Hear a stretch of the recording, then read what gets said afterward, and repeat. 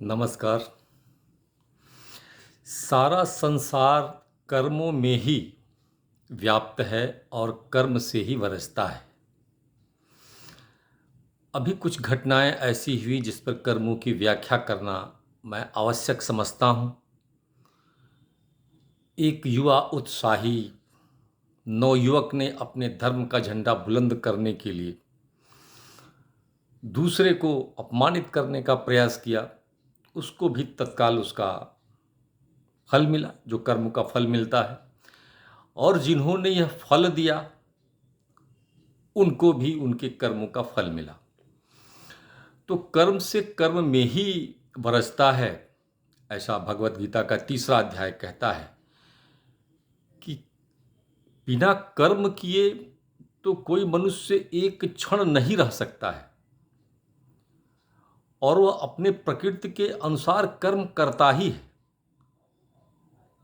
लेकिन जब वो अपना कर्म कैसा करना चाहिए, तो कहा जाता है नियतम कुरु कर्म, तुम नियत कर्म करो, जो तुम्हारे लिए शास्त्र सम्मत कर्म है वह तुम करो।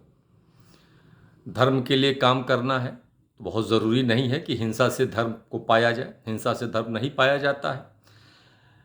आप ब्राह्मण कुल के उत्पन्न हुए संतान हैं, आप जप कर सकते हैं, आप तप कर सकते हैं, अब तमाम अन्य विधियां हैं, 9 प्रकार की भक्ति जो तुलसीदास जी ने स्वयं बताई है, उसके माध्यम से आप धर्म को पा सकते हैं। यह आवश्यक नहीं है कि आप दूसरे को पददलित करके अपने धर्म को पाने का प्रयास करें। कर्म आप जैसा करेंगे उसका फल आपको तत्काल मिलेगा, 6 महीने बाद मिल जाएगा, साल भर बाद मिलेगा, या 1 जन्म के बाद मिलेगा। मिलता ज़रूर है, क्योंकि कर्मों के बीज का कभी नाश नहीं होता है। इसलिए इस जन्म को भी सुधारिए, अगले जन्म को भी सुधारिए। कर्मों के बारे में श्री कृष्ण ने बड़ी अच्छी व्याख्या की है। ये भगवत गीता का 4था अध्याय, उन्हें कहा है कर्मणो ह्वापि बोधव्यम, बोधव्यम च विकर्मणः, अकर्मणश्च बोधव्यम, गहना कर्मणो गति।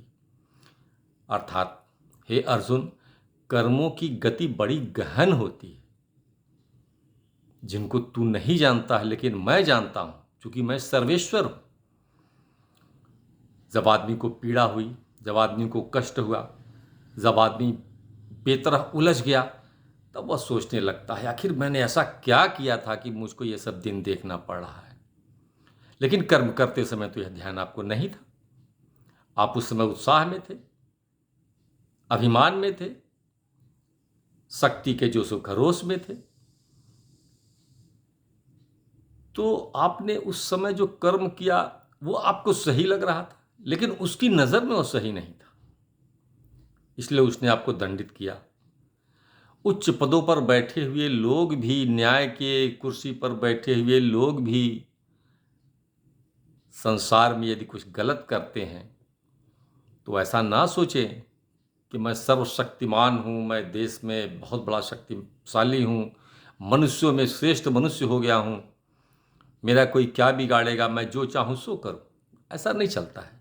विधान है, उस विधान में सभी लोग आते हैं, और कभी कभी इसी जीवन काल में ही देखना पड़ जाता है।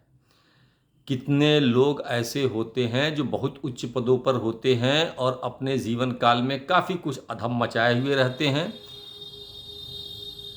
उनके प्राण नहीं निकलते हैं, भारी कष्ट होता है, भारी पीड़ा होती है, उनके लिए नारायण की पूजा की जाती है।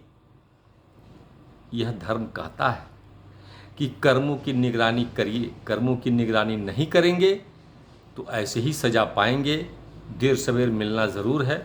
तो धर्म, नाम जप कीजिए, धर्म को पाना है तो नाम जप कीजिए, रामचरितमानस है उसका पाठ कीजिए, जो भी जिस धर्म का है, जो उसकी धार्मिक पुस्तकें हैं उसके रास्ते पर चले। कोई रास्ता अधर्म नहीं सिखाता है, अधर्म को आप धर्म नहीं कह सकते। राम नाम जपते रहिए। जय श्री राम।